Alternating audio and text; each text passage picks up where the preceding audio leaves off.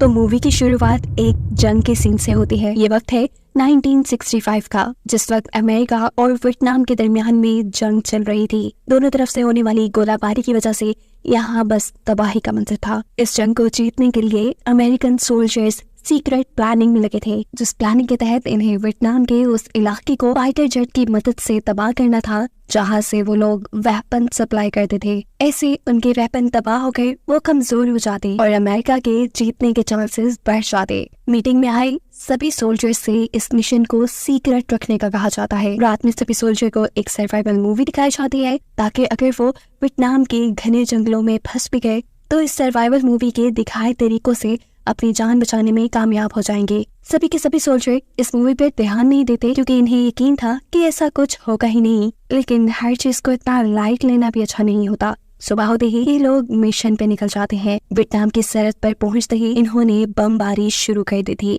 लेकिन चुप वो भी बैठने वाले नहीं थे। जवाब में वो भी इनके फाइटर जेट पे बमबारी करते हैं। अमेरिकन 4 में से 3 फाइटर जेट तो बचकर यहाँ से निकलने में कामयाब हो जाते हैं, लेकिन बदकिस्मती से इस बमबारी में डैंगलर नामी सोल्जर का फाइटर जेट तबाह हो जाता है। खुशकिस्मती से वो अपनी जान बचाने में कामयाब हो चुका था, लेकिन एक और बुरी बात ये थी कि वो वियतनाम की सरहद पे, इसलिए वियतनाम के सोल्जर बुरी तरह उसके पीछे पड़ जाते हैं। उनसे छुपने के लिए वो जंगल में रास्ते तलाश करने की कोशिशों में लग जाता है, लेकिन उसे यहाँ से बाहर निकलने का कोई रास्ता नहीं मिलता। उसे रात जंगल में गुजारनी पड़ती है। सुबह होते ही अमेरिकन रेस्क्यू हेलीकॉप्टर उसे ढूंढते हुए भी यहाँ आ चुका था। ये देखकर उसकी उम्मीद बंधी। वो जल्दी से जैसे तैसे कर एक पहाड़ी के ऊपर चढ़ता है ताकि हेलीकॉप्टर को वो नजर आ सके। एक मिरर के जरिए वो हेलीकॉप्टर को सिग्नल पे देने की कोशिश करता है, लेकिन इस बार भी उसकी बदकिस्मती कि हेलीकॉप्टर काफी देर उसे ढूंढ कर यहाँ से जा चुका था। उदास डैंगलर वहाँ से उतरता है। उसे प्यास बहुत ज्यादा लगी थी, इसीलिए वो एक तालाब के पास जाकर पानी पीता है, और जब वो पानी पीने में मगन था तभी पीछे से वियतनाम के सोल्जर्स आकर उसे पकड़ लेते हैं।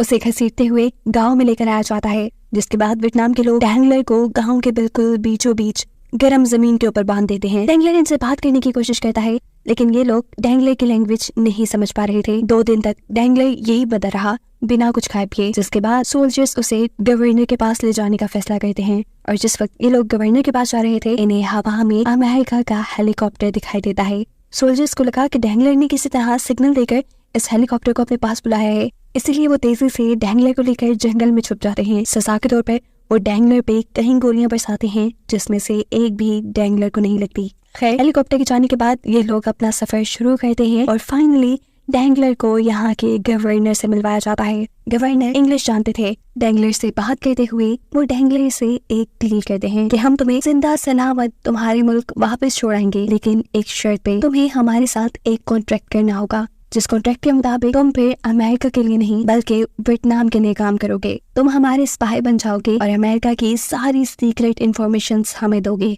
लेकिन ये सुनते ही डैंगलर फौरन इनकार कर देता है, क्योंकि वो एक गद्दार नहीं था। उसके मना करने पर वियतनाम के सोल्जर उसे बुरी तरह से टॉर्चर करना शुरू कर देते हैं। उसे जमीन पे बुरी तरह घसीटा जाता है, पानी में डुबो दिया जाता है, यहाँ तक कि ये लोग उसे जेल में भी बंद कर देते हैं, लेकिन वो फिर भी एक गद्दार बनने के लिए तैयार नहीं होता। कई दिन ऐसे ही डैंगलर के इस जेल में गुजर जाते हैं। वो दिन रात यहाँ से निकलने के बारे में ही सोचता रहता था, इसीलिए वो अपने एक कैदी साथी से बात करता है जिसका नाम है जेम। वो जेम से कहता है कि मैंने यहाँ पे हर चीज नोटिस कर ली है। ये सोल्जर्स जो हमारा पहरा देते हैं वो दिन के वक्त हम पे ज्यादा नजर रखते हैं, लेकिन रात में हम बड़ी आसानी से यहाँ से भाग सकते हैं। अगर हम किसी तरह यहाँ से निकलकर जंगल तक पहुँचने में कामयाब हो गए तो मेरा यकीन मानो, रेस्क्यू हेलीकॉप्टर्स जो अभी तक हमें ढूंढ रहे हैं, हम उनको इशारा करके अपनी तरफ बुला सकते हैं और फिर इस तरह हम बच जाएंगे। जवाब में जेम कहता है, हाँ आइडिया तो बुरा नहीं, लेकिन ये सोचो कि अगर पकड़े गए तो फिर इस जेल में आने की भी नौबत नहीं रहेगी, फिर तो ये हमें मार ही डालेंगे। ऊपर से रात में ये हमारे हाथों में हथकड़ियां भी तो बांध देते हैं। जवाब में डैंगलर कहता है, ये सब तुम मेरे पे छोड़ दो। डैंगलर का मिशन यही था कि वो किसी तरीके से अपनी हथकड़ियां खोल सके, लेकिन बदकिस्मती से उनके पास ऐसी कोई चीज नहीं थी। वो अपने आसपास मौजूद हर चीज पे ध्यान देता है। उसने अपने दिमाग में ही यहाँ से निकलने का प्लान बनाया हुआ था। वो अपने दिमाग में ही सारे रास्ते भी बना लेता है और हथकड़ी खोलने वाले मसले के लिए वो यहाँ सोल्जर की नजरों से बचते हुए एक कील छुड़ा लेता है। रात में वो इसी कील के जरिए अपनी हथकड़ी खोलने की कोशिश करता है और खुशकिस्मती से हथकड़ियां खुल भी जाती है।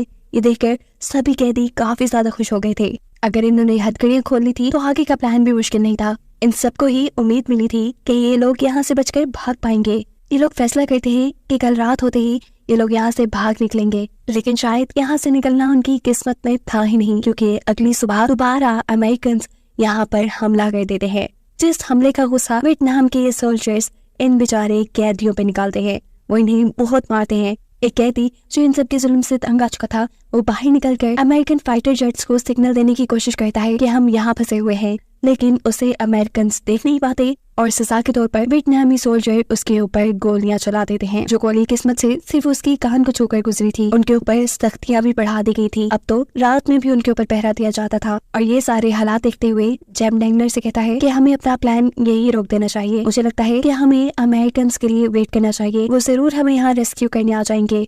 पर डैंगलर का मानना था कि अगर कोई मदद आनी होती तो अब तक आ जाती। डैंगलर अपने यहाँ से भागने के प्लान पे बाजिद था और उसकी इसे जेम को गुस्से में डाल देती है। वो कहता है तुम अपने साथ साथ हम सबकी जान खतरे में डाल रहे हो। अगर अब तुमने यहाँ से भागने की बात की ना, मैं जाकर सोल्जर्स को बता दूंगा। ना चाहते हुए डैंगलर को भी यहाँ खामोश होना पड़ जाता है। अगले दिन डैंगलर का बर्थडे भी था। ये सभी कैदी मिलकर यहाँ डैंगलर का बर्थडे भी सेलिब्रेट करते हैं। आज वो पहला दिन था जब ये लोग इस कैद में हंस रहे थे। बर्थडे की खुशी में यहाँ डैंगलर सबको एक गिफ्ट देता है, उनकी हथकड़ी की चाबी जो उसने किसी तरह कील से बनाई थी। ये चाबी देकर एक और मर्तबा वो कैदियों को कन्विंस करने की कोशिश करता है कि ये लोग यहाँ से भागने में कामयाब हो सकते हैं। वो इन सबसे कहता है कि अगर आप लोगों को लगता है कि हम लोग जंगल में सरवाइव नहीं कर पाएंगे, तो मेरे पास एक दूसरा प्लान भी है। हम यहाँ सभी सोल्जर्स को बंदी बना लेते हैं, जिसके बाद हम 2 ग्रुप्स में डिवाइड हो जाएंगे। एक ग्रुप सोल्जर्स पर नजर रखेगा और दूसरा ग्रुप रेस्क्यू हेलीकॉप्टर को इशारा करेगा, और ऐसे हम लोग जल्दी यहाँ से निकल जाएंगे। इस मर्तबा सभी कैदी डैंगलर के इस प्लान को अंजाम देने के लिए तैयार थे। अब सोल्जर्स को बंदी बनाना था तो कोई वेपन वगैरह तो उनके पास होने ही चाहिए थे। ये वेपन कहाँ से लेते? वेपन भी ये सोल्जर्स के ही चुराने का प्लान करते हैं। काफी दिन ये सोल्जर्स पर नजर रखते हैं, उनकी एक्टिविटीज पर नजर रखते हैं, और इन्हें ये बात पता चलती है कि जब भी सोल्जर्स खाना खाने के लिए इकट्ठा होते हैं तो वो अपने वेपन्स दूर रख कर जाते हैं। वो कब आते ही इन कैदियों ने अब सोल्जर्स के वेपन चुरा लिए थे। वेपन चुराने के बाद 1 से 2 दिनों में उन्हें यहाँ से भागना ही था, लेकिन तभी एक कैदी आकर यहाँ पे उन्हें वियतनाम के सोल्जर्स की बातें बताता है। वो लोग सभी कैदियों को मारने का प्लान कर रहे थे, क्योंकि इन सबको छुट्टियों पे अपने अपने घर जाना था, लेकिन इन कैदियों की वजह से ये लोग अपने घर नहीं जा पा रहे थे। सोल्जर्स ने प्लान किया था कि वो सभी कैदियों को मारकर गवर्नर को ये कहेंगे कि कैदी यहाँ से भागने की कोशिश कर रहे थे, और ऐसे हमने उन्हें मार दिया आसान लफ्जों में कि अब सभी कैदियों की जानों को सोल्जर्स से ही खतरा था। इन्हें अगर अपनी जान बचानी थी तो जल्दी अपने प्लान पे काम करना शुरू करना था। सभी अपने छुपाए हुए वेपन्स बाहर निकालते हैं और अपने प्लान को अंजाम देने में लग जाते हैं। डैंगलर इन्हें बताता है कि हम लोगों को 2 ग्रुप्स में डिवाइड होना है, एक ग्रुप दाईं साइड से तो दूसरा ग्रुप बाईं साइड से सोल्जर्स को खेलने का। ऐसे उन्हें बंदी बनाना और यहाँ से भागना आसान होगा। लेकिन जैसे ही डैंगलर और उसका साथी दाईं साइड पे आते हैं तो वो देखते हैं कि दूसरी साइड से उनके ग्रुप वाले वहाँ थे ही नहीं। उन्होंने डैंगलर और डैंगलर के साथी को धोखा दे दिया था और ये लोग यहाँ से भागकर जंगल में जा चुके थे। डैंगलर के पास अब कोई रास्ता नहीं था। वो इन बेचारे सोल्जर्स को मारकर अपने साथी के साथ यहाँ से बाहर निकलता है। जंगल में आते ही डैंगलर को अपने ग्रुप के बाकी सारे साथी दिखाई दे गए थे। वो इन सबसे गुस्सा था। वो कहता है कि तुमने सारा प्लान चौपट कर दिया, अब जैसा तुम्हें ठीक लगे तुम लोग वैसा ही करना, मैं यहाँ से जा रहा हूँ। वो मार्टिन नामी दूसरे कैदी को इन्हें अपने साथी को लेकर जंगल के दरमियान में चला जाता है। ये लोग अब जंगल को पार करते हुए यहाँ से निकलना चाह रहे थे, लेकिन जंगल में बहुत ही तेज बारिश शुरू हो जाती है और ऐसे इन्हें बहुत सी मुश्किलों का सामना करना पड़ता है। बारिश के थमते ही डैंगलर फैसला करता है कि वो अब नदी के रास्ते से आगे बढ़ेंगे, क्योंकि वो रास्ता थोड़ा आसान था। इसीलिए ये लोग कुछ लकड़ियां जमा करके कश्ती बनाते हैं। इस कश्ती को लेकर ये लोग पानी में उतर चुके थे। डैंगलर खुद इस कश्ती को चला रहा था क्योंकि मार्टिन की तबीयत खराब थी। अब जैसे जैसे ये नदी आगे जा रही थी, इन्हें पता ही नहीं चलता कि आगे जाकर ये नदी एक चश्मे में बदल रही थी। ये नदी का पानी एक बहुत बड़ी पहाड़ी से होते हुए नीचे जा रहा था। ऐसे में ये कश्ती की मदद से जो सफर नहीं कर सकते थे, ये लोग कश्ती को छोड़कर इस पानी में जंप कर देते हैं और खुशकिस्मती से नीचे की तरफ भी पहुंच जाते हैं। लेकिन अब इनकी कश्ती इतनी ऊपर से नीचे गिरने की वजह से टूट चुकी थी। चलते चलते अब ये लोग एक ऐसे गांव में आ चुके थे जहां सारा गांव खाली था। डैंगलर को ये मौका बिल्कुल ठीक लग रहा था। वो इस पूरे गांव को चलाकर रेस्क्यू हेलीकॉप्टर को सिग्नल देने की कोशिश करता है। खुशकिस्मती से रेस्क्यू हेलीकॉप्टर उनके पास आ भी जाती है, लेकिन उनकी हालत देखकर रेस्क्यू हेलीकॉप्टर्स को लगा कि ये जरूर वियतनाम के ही लोग हैं। इसीलिए हेलीकॉप्टर वाले लोगों ने उनके ऊपर गोलियां चलानी शुरू कर दी और ऐसे मजबूरन इन दोनों को ही छुपना पड़ा। डैंगलर और मार्टिन खाने की तलाश में अगले गांव में पहुंचते हैं, जहां अगले गांव वालों ने इन्हें पहचान लिया था कि ये अमेरिकन है और ऐसे वो लोग बिना सोचे समझे उनके ऊपर हमला कर देते हैं। गाँव वालों के इस हमले में मार्टिन यानी डैंगलर का साथ ही मारा जा चुका था, जिसे मरते देखकर डैंगलर गुस्से में आ गया। वो अपने गुस्से पे काबू ना पा सका और उसने यहाँ इन बेचारे मासूम गांव वालों पर अपने वेपन से हमला कर दिया। डरकर गांव वाले यहाँ से भाग जाते हैं। उनके यहाँ से भागते ही डैंगलर अब वापस जंगल की तरफ बढ़ गया था। वो जंगल के रास्ते ही अपनी मंजिल तक यानी अमेरिका तक पहुँचना चाहता था, लेकिन ये काम अब बहुत ज्यादा मुश्किल लग रहा है क्योंकि मार्टिन काफी दिनों का भूखा प्यासा है और साथ में वो सोया भी नहीं। इसी वजह से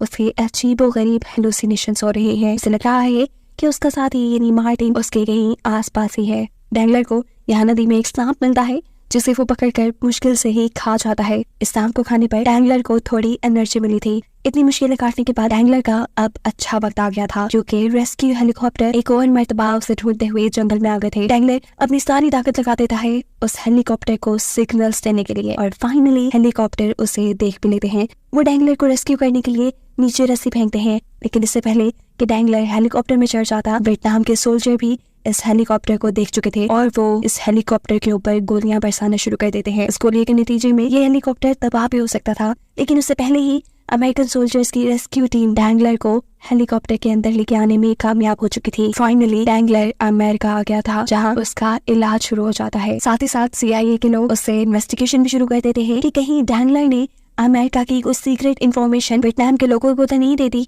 डैंगलर उन्हें बहुत समझाने की कोशिश करता है कि उसने ऐसा कुछ नहीं किया, लेकिन CIA वाले उसके ऊपर इतनी जल्दी ट्रस्ट करने वाले नहीं थे। उनकी इन्हीं इन्वेस्टिगेशन के दौरान यहाँ पर डैंगलर के स्क्वाड के लोग भी आ चुके थे। ये सब के सब डैंगलर को जिंदा देखकर बहुत खुश थे। CIA के लोगों के यहाँ से जाने के बाद वो डैंगलर से कहते हैं कि तुम्हें यहाँ से चलना पड़ेगा डैंगलर, क्योंकि ये सब तुम्हें सवाल कर करके मार देंगे। ये भी हो सकता है कि तुम्हें गद्दार समझ के जान से मार दें। तुम्हें हमारा साथ देना होगा, तुम्हें यहाँ से भागना पड़ेगा। डैंगलर उनकी बात मान जाता है और डैंगलर के स्क्वाड के लोग CIA के एजेंट्स के नाक के नीचे से डैंगलर को निकाल के यहाँ से भगा कर ले जाते हैं। इनकी बेस पर डैंगलर का बहुत ही गर्मजोशी से वेलकम किया गया था, क्योंकि सभी जानते थे कि डैंगलर ने वहाँ कितनी मुश्किलें सही होंगी। सभी यहाँ उसे इज्जत की नजरों से देख रहे थे और ऐसे डैंगलर को भी लगा कि उसके सब्र का फल अब उसे मिल चुका है। वो भी खुश था और अपने स्क्वाड के साथ नए मिशन के लिए तैयार भी, जिसे दिखाते हुए ये कहानी यहाँ खत्म हो जाती है।